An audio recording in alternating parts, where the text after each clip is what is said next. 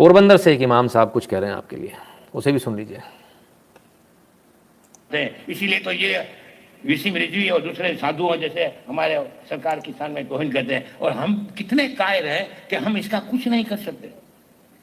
Rally निकालते हैं, आवेदन पत्र देते हैं, इसका मतलब क्या है कि हम एक काफिर के पास जाकर हाथ जोड़ते हैं कि साहब हमारा હવે કઈ થઈ શકે નથી, આ આવેદન પત્ર લ્યો, ફલાણા है हमारा आका निशान में तो तोहिन करे। अरे तुझे मालूम नहीं, वो गवर्नमेंट के इमा और इशारे पे काम करते हैं।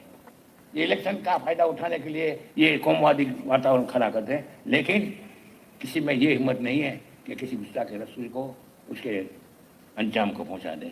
बस आवेदन पत्र देते हैं, फोटा भराते हैं, छापे में उसका फोटो आ जाता है, सबको कहता है हूँ आशिक के रसूल। ये इसके रसूल नहीं है।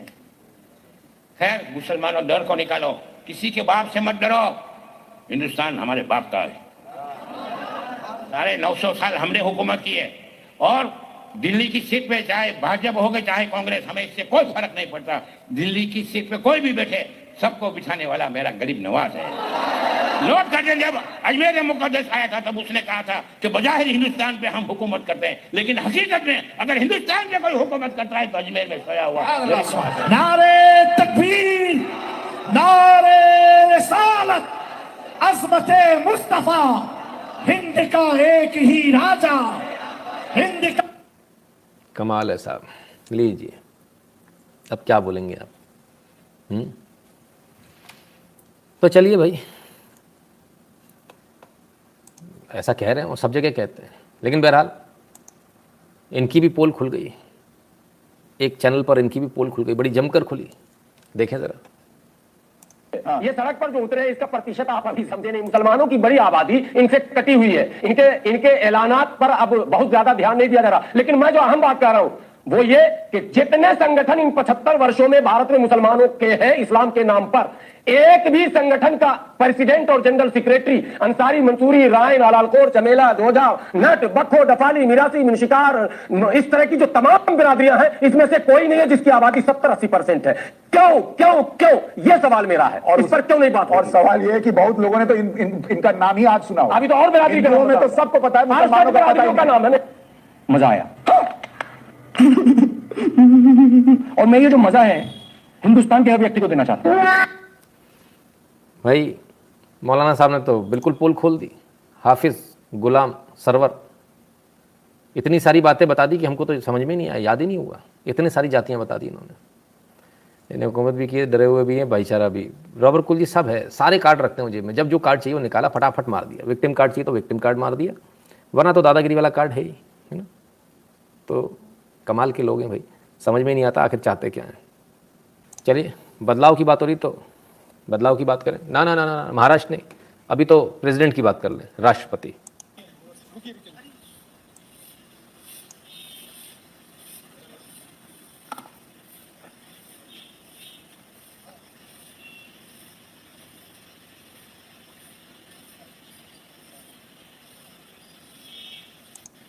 झाड़ू लगाई, हाथ धोए, नंदी के पास आए।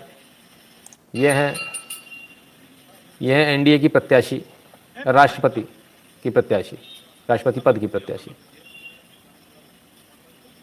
द्रौपदी मुर्मू। ठीक है, सही व्यक्ति को प्रत्याशी बनाया, कहीं कोई दिक्कत तो नहीं है। आप लोग देख लें भाई।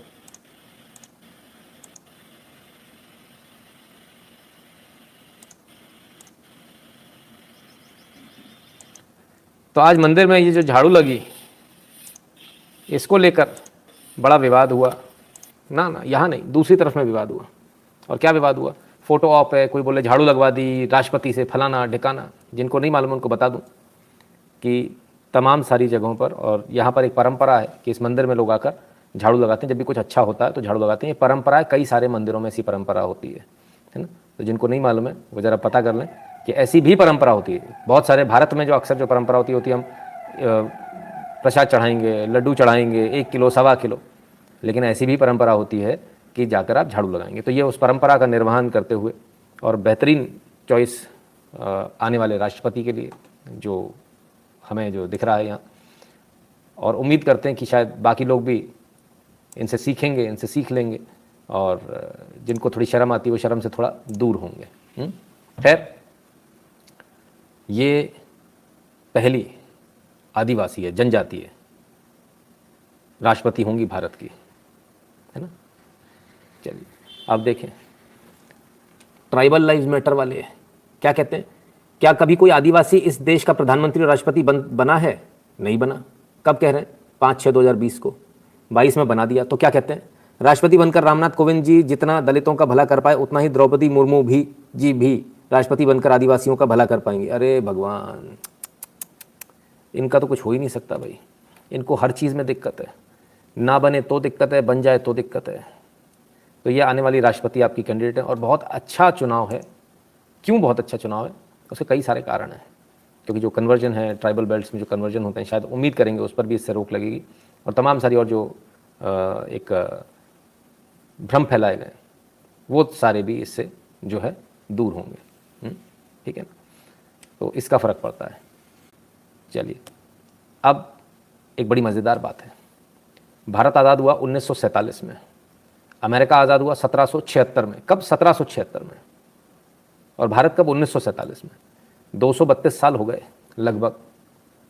232 साल बाद उनको एक पहला अश्वेत प्रेसिडेंट मिला, और भारत में तो SC ST मुस्लिम सब हो गए। यहाँ तो इंतज़ार ही नहीं करना पड़ा, मुस्लिम भी बन गए, SC भी बन गए, ST भी बन गए, है ना। यहाँ कुछ वो नहीं है, बड़े कमाल की बात है। और ऐसे में जो है सोशल जस्टिस का पाठ ज्ञान अमेरिका देता है भारत को। बड़े कमाल की बात है साहब, कहाँ कहाँ से आते हैं समझ में नहीं आता, कहाँ कहाँ से आते हैं। चलिए और आइए आज की एक और आपको खबर दिखाएं। इनसे तो आप परिचित ही होंगे। ओ हो CJ वर्लीमैन, अरे अकाउंट विदहेल्ड हो गया sir in response to legal demand थी सब, उसमें सरकार ने इस अकाउंट को भारत में बंद करा दिया। बाकी जगह चालू रहेगा, ये अपनी बकवास वहाँ करते रहेंगे जहाँ इनको 2 ट्वीट भी नहीं मिलते थे। एक्चुअली प्रॉब्लम कहाँ है? प्रॉब्लम हम लोगों के बीच में ये, जब हम लोग खुदक के ऐसे लोगों को जाके TRP दे, देखो इसने क्या कहा, और उसको रीट्वीट दे रहे हैं, उसको कोट ट्वीट दे रहे हैं।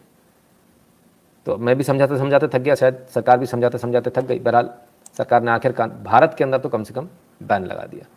तो भारत में बैन लग गया तो क्या फ़र्क पड़ेगा उनको? अरे साहब तड़प रहे हैं, बड़ी बुरी तरह से तड़प रहे हैं। More proof, Twitter is operating as a protection racket for the Indian government. My account has now been withheld in India because of demands made by far-right Hindu fascist regime of Narendra Modi. How is it okay? Verified Jack, Elon Musk. ओफो, Jack गया भैया, तुम कहाँ लगे हो Jack के चक्कर में? एलन मस्क से पूछ रहे हैं, अरे रे, खेल खत्म, टाटा बाय बाय, गया, हो गया कांड, अब कुछ नहीं है। तो इतना दर्द क्यों हुआ? अगर भारत में ये अकाउंट बंद हो गया तो इतना दर्द क्यों हुआ? दर्द होने का कुछ ना कुछ कारण तो होना ही चाहिए। क्योंकि जो पैसा मिल रहा था ना, भारत विरोधी ट्वीट के लिए पैसा मिल रहा था, भारत में अस्थिरता फैलाने के लिए पैसा मिल रहा था, वो पैसा बंद हो जाएगा क्योंकि भारत में तो अब आप काम नहीं कर रहे। ओहो कमाल है। अभी ऐसे बहुत सारे अकाउंट हैं जिनको और विदहेल्ड होना है, ठीक है ना। अभी कहानी यहाँ ख़त्म नहीं हुई, इन्होंने नया अकाउंट बना लिया, द CJ वर्लीमैन शो, अब उससे आएंगे। बहरहाल उसकी भी शिकायत कर दी गई है, तो संभावना ये है कि वो अकाउंट भी भारत में विदहेल्ड हो जाएगा, वो भी नहीं चल पाएगा, ठीक है। तो 2 चीज़ें भाई। अब आते हैं एक और खबर पर जो आपके मतलब की है। वर्लीमैन जैसों पे तो ब्रेक लग गया, लेकिन उनका क्या करें जो खुले में नफरत फैला रहे हैं, जो खुले में भारत विरोधी एजेंडा चला रहे हैं, टीवी के माध्यम से चला रहे हैं, उनका लाइसेंस भी कैंसिल हो गया है। हाँ, Khalistan TV, Khalsa television limited surrenders its licence in UK में इसका लाइसेंस कैंसिल कर दिया गया था, लाइसेंस इन्होंने सरेंडर कर दिया, ठीक है ना। तो ये लाइसेंस जो है इन्होंने वापस जमा कर दिया, बोले भैया हमको नहीं चलाना टीवी। इस टीवी को लेकर बहुत सारी शिकायतें थी, पंजाबी चैनल्स वगैरह तमाम सारे चलाते थे पंजाबी भाषा में, इसको लेकर तमाम नफरत फैला रहे थे। लेकिन बहरहाल और फिर भारत के अंदर जितना इन्होंने किसान आंदोलन से लेकर तमाम सारे समय पर इन्होंने जो अपना एजेंडा चलाया, वो तो एजेंडा अब ख़त्म हो गया। अब पैसा इनको भी नहीं मिलेगा, इनको भी समझ में आया, तो बोले ठीक है भाई चलो टाटा बाय बाय करो, है ना। तो ये भी गया।